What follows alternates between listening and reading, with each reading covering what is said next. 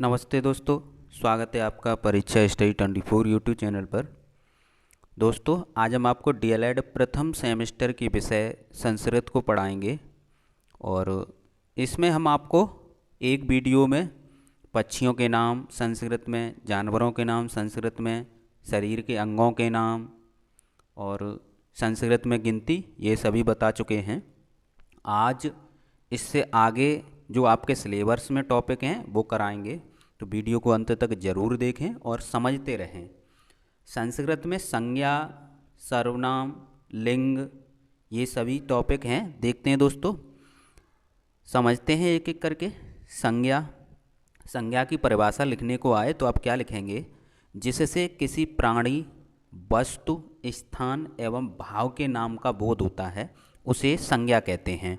तो कहने का मतलब ये है, जो हिंदी में संज्ञा की परिभाषा होती है वही लिखनी है।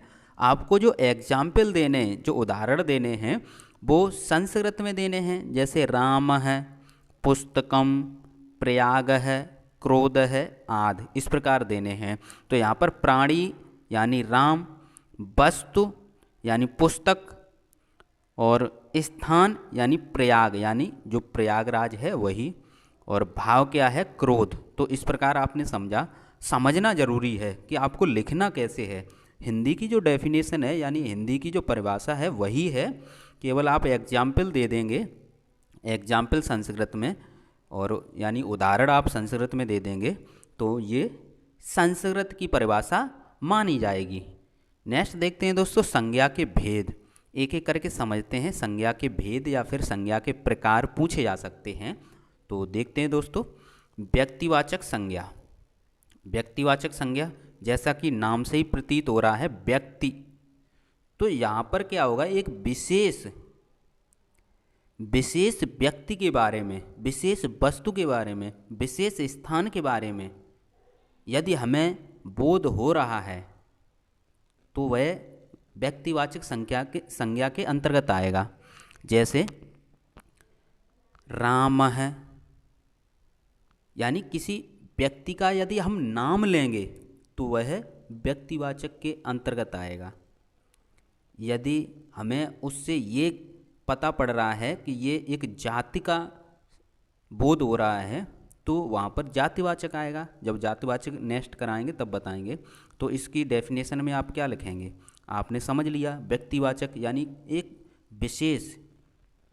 विशेष व्यक्ति के बारे में बात की जाए, यानी उस व्यक्ति का नाम लिया जाए, ठीक है, विशेष स्थान का नाम लिया जाए, विशेष वस्तु का नाम लिया जाए, तो वहाँ पर क्या है? व्यक्तिवाचक संज्ञा होती है। यानी जो शब्द किसी विशेष प्राणी, वस्तु या स्थान का बोध कराते हैं उन्हें व्यक्तिवाचक संज्ञा कहते हैं। जैसे यानी उदाहरण में आप लिख सकते हैं, राम है, हिमालय है, रामायण है, महाभारत है। यानी जो महाभारत है तो वो एक बुक तो है, लेकिन एक बुक का नाम है।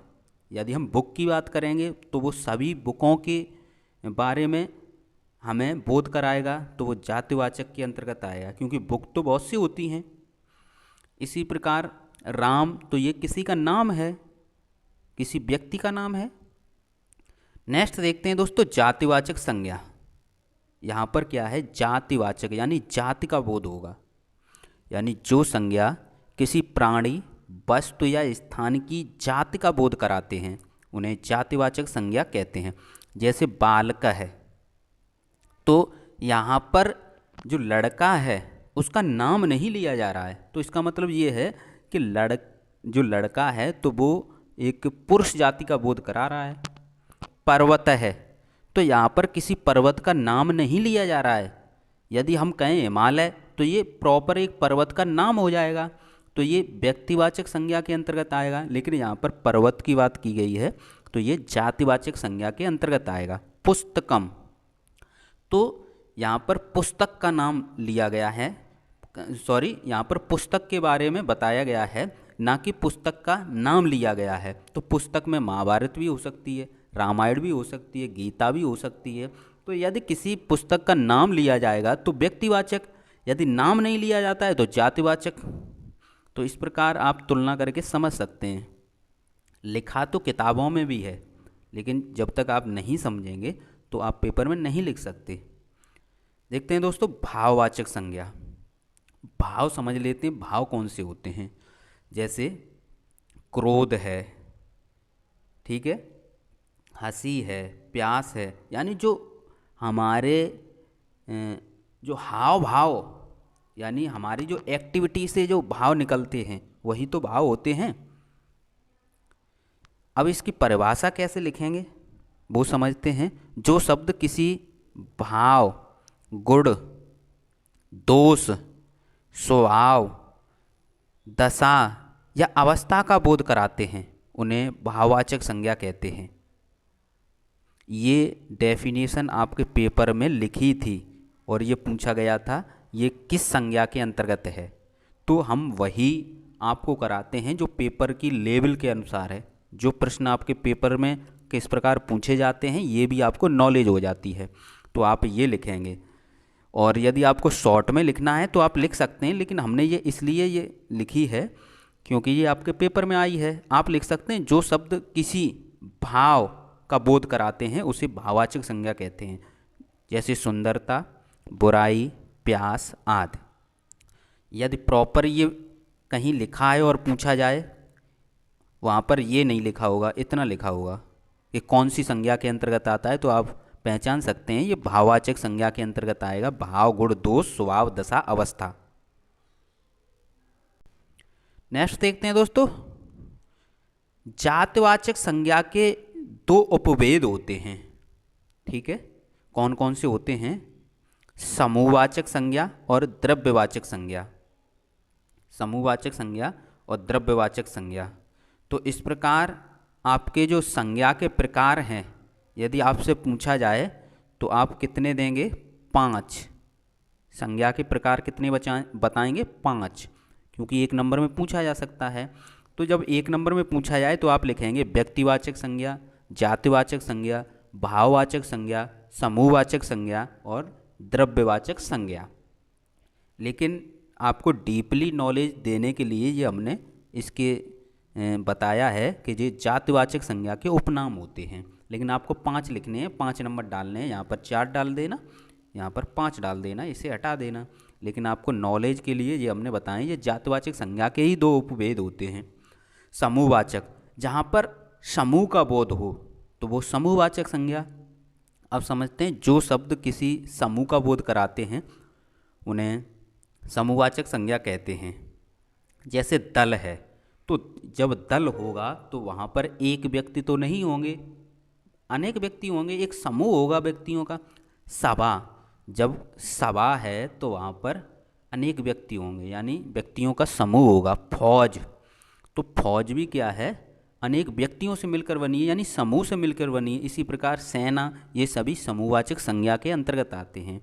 द्रव्यवाचक संज्ञा, द्रव्य यानी जो शब्द किसी धातु या द्रव्य का बोध कराते हैं उन्हें द्रव्यवाचक संज्ञा कहते हैं।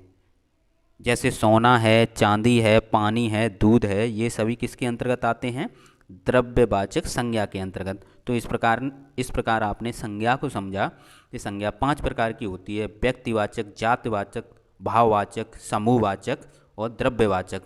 जो किसी विशेष व्यक्ति का बोध कराए, स्थान का बोध कराए, किसी वस्तु का बोध कराए, यानी विशेष पहचानने के लिए हम कह सकते हैं कि उसमें उस व्यक्ति का नाम होगा, उस वस्तु का नाम होगा, उस स्थान का नाम होगा।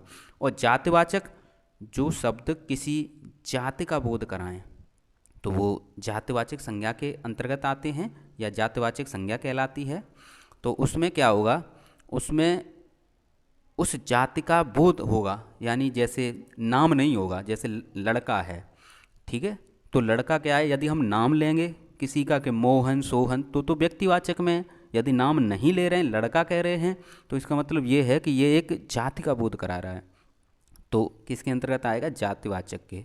भाववाचक, जो शब्द किसी भाव का बोध कराते हैं उन्हें भाववाचक संज्ञा कहते हैं। जैसे आपकी क्रोध है, बुराई है, ये सभी भाव हैं। समूहवाचक, जो शब्द किसी समूह का बोध कराते हैं, समूहवाचक संज्ञा कहलाती है या समूहवाचक संज्ञा के अंतर्गत आते हैं। जैसे कोई सेना है, फौज है, सभा है, ये सभी जातिवाचक संज्ञा समूहवाचक संज्ञा के अंतर्गत आते हैं। द्रव्यवाचक, जो शब्द किसी द्रव्य का बोध कराते हैं, द्रव्यवाचक संज्ञा कहलाते हैं।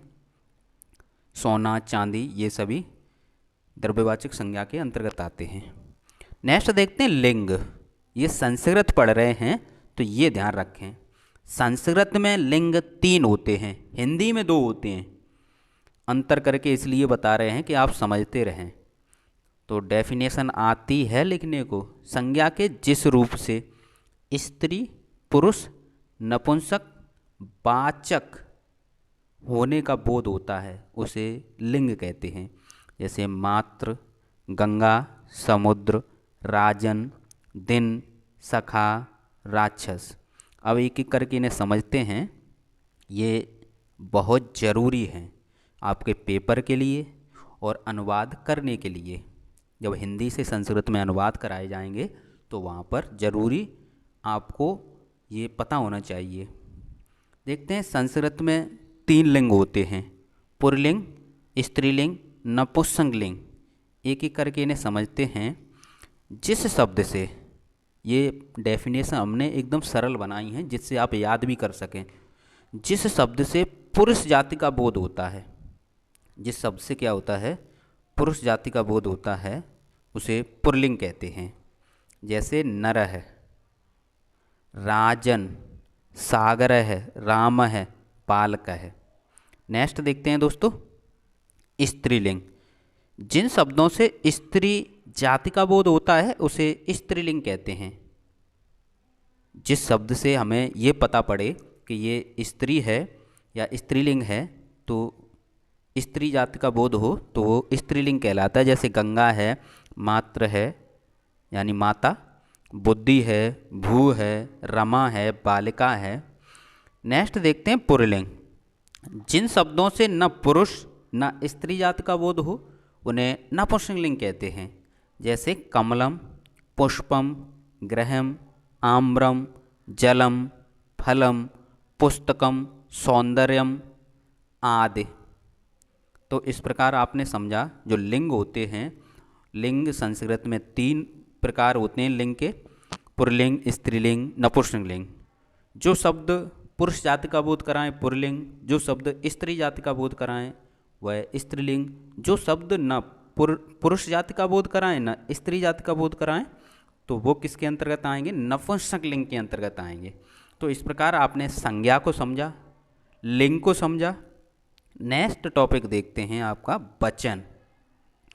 तो वचन क्या हैं आपके? वचन शब्द के जिस रूप से एक अथवा एक से अधिक संख्या का बोध होता है, शब्द के जिस रूप से एक अथवा एक से अधिक संख्या का बोध होता है उसे वचन कहते हैं। तो संस्कृत में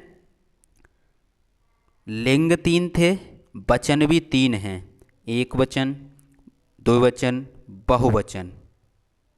और हिंदी में 2 होते हैं, ठीक है, सिंगुलर और प्लूरल।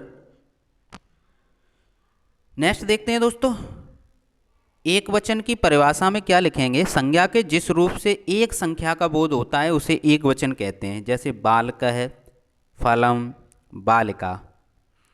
नेक्स्ट देखते हैं द्विवचन।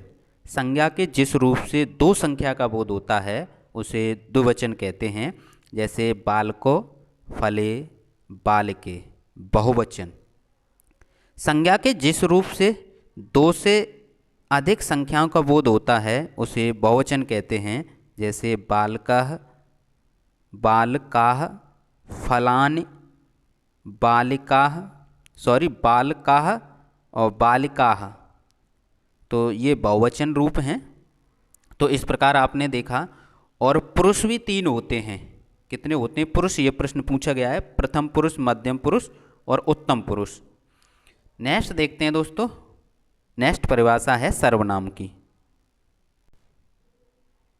सर्वनाम की परिभाषा देखते हैं। संज्ञा के स्थान पर प्रयोग किए जाने वाले शब्दों को सर्वनाम कहते हैं। जैसे अस्मद, युष्मद्, तत्, एतत्। तो यहाँ पर हमने इनका हिंदी अर्थ लिखा है। अस्मत् माने होता है मैं, युष्मद् माने होता है तुम, तत् माने होता है वह, एतत् माने होता है यह।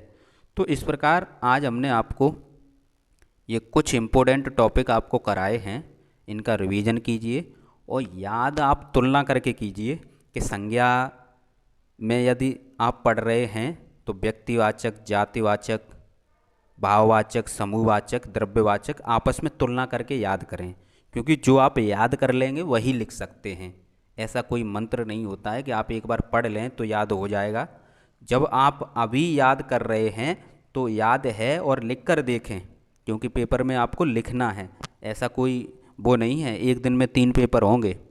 और जिन छात्रों को सभी पेड नोट्स चाहिए तो वो हमें मैसेज कर सकते हैं 84 45 76 64 64 पर, 64 64 पर मैसेज करके पेड नोट्स प्राप्त कर सकते हैं। सभी विषय के पीडीएफ फॉर्म में मिलेंगे, पीडीएफ फॉर्म में मिलेंगे, पेड नोट्स हैं सभी, तो आप प्राप्त कर सकते हैं। और वीडियो तो रेगुलर आएंगी। थैंक यू दोस्तों, वीडियो को शेयर करें, लाइक करें।